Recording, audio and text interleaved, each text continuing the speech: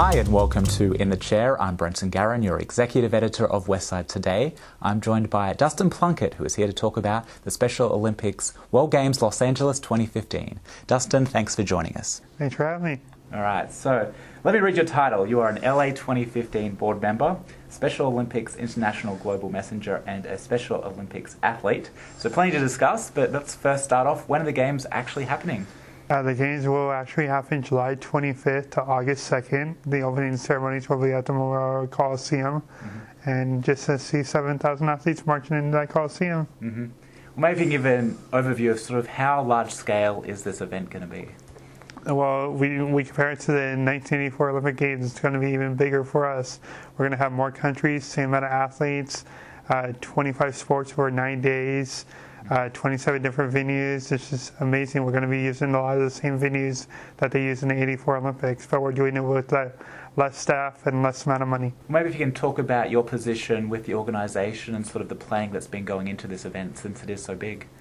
Yeah, my position in the organization is I'm a Games Associate and Uniform Coordinator. I'm supervising 23 World Games Global Messengers, which are tasked with spreading the awareness about the Games coming to LA, recruiting funds and volunteers. And then I'm also going to be supervising 200 athlete volunteers we're going to have during the Games, and also in charge of putting uniforms on all 30,000 volunteers that we'll be using throughout the Games. Well, maybe if you can talk about sort of the timeline of it getting up to this point. Like, when was it first announced that LA was going to host it? We won the bid in September 2011. We made a big announcement on the floor of the Staples Center, and all the planning started then, and our staff has been growing. We started off with a staff of about 5 people, and then went up to 15 and 30, then 60, and now we're up to about 225 people, and then before the Games come, we'll be up to 438 people by July 1st. Wow. So I guess for you personally, you have a very busy time between now and the opening ceremony? Oh yeah, they're very busy, and it's going to be even busier when ESPN just announced, or it just asked me to be a reporter for them during the Games. So I'll be reporting for ESPN during the Games as well as trying to manage all the other stuff I got to get done. So what are the venues that are going to be used?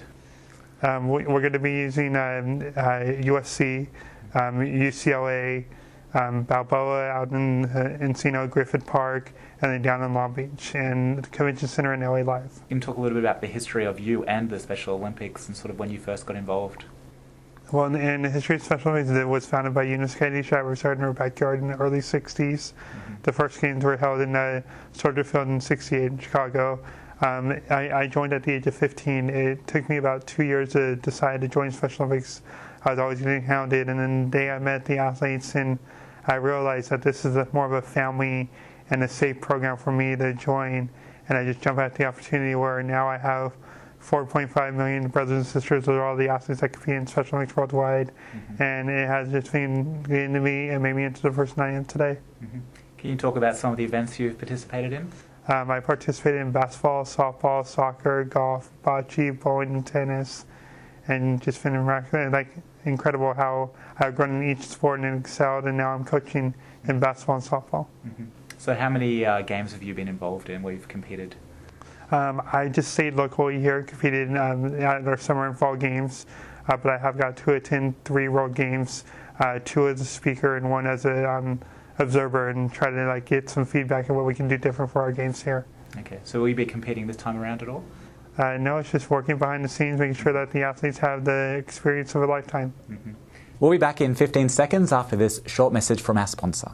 ID Tech is the world's #1 summer technology camp provider for kids and teens. At camp, students ages 6 to 18 learn to code, discover game design, develop websites, and more. This summer, your child can get inspired, laugh like crazy, and collaborate in clusters of just 8 students per instructor. Guaranteed. When it's fun, kids learn more. So how many competitors are in the USA team? We have over 400 in the U.S. delegation. And when will these athletes start arriving into LA? They'll arrive July 20th or 21st, and then they'll go out to what's called our host town, 3 days to get acclimated with the time, learn about the Southern California culture and what makes Special Olympics unique, and really dive in and get training, the last minute training before the competition begins. Then they go to their athlete village, whether it's at USC or UCLA on July 24th, the opening ceremony July 25th, and the games close on August 2nd. Where does the Special Olympics, like USA team, get its funding from? Is it a lot of private donations, or does it get any government funding to sort of support the athletes? Basically, it's all private funder and donors and sponsors. And the reason why we're playing on these games is we got great sponsors like Coca-Cola, Mattel, Bank of America, Toyota, ESPN. But each program, they raise some money and fundraise some money for each athlete to send them here. They got to pay for their plane ticket and all that. But once they get here, we're covering the cost of all the athletes, their housing, their food, their transportation, their medical, and their entertainment. Can you talk about some of the fondest memories that you have over the years of being involved with Special Olympics? Oh, and there's so many. It's like, where do I begin here? It's just my favorite memory so far was I got to go to the games in Shanghai, China in 2007, and I get there and they're like, oh yeah, you're speaking at opening ceremony. So I'm like, okay, how big is the stadium? They're like, oh, it's just 120,000 people. And I'm just like getting nervous wreck and all that. And it's the day of opening ceremony. So they're like, oh yeah, you're speaking with Yao Ming. I was like, Yao Ming, the basketball player and all that, which is amazing. And there in Shanghai, when they see you with a star like Yao Ming, they think you're a star in the U.S. So I actually got swarmed by thousands of people wanting my autograph, pictures with me. And it's just like right there, I felt like celebrity. And that's what we're trying to get these games to do. We're trying to make the athletes the stars of the show.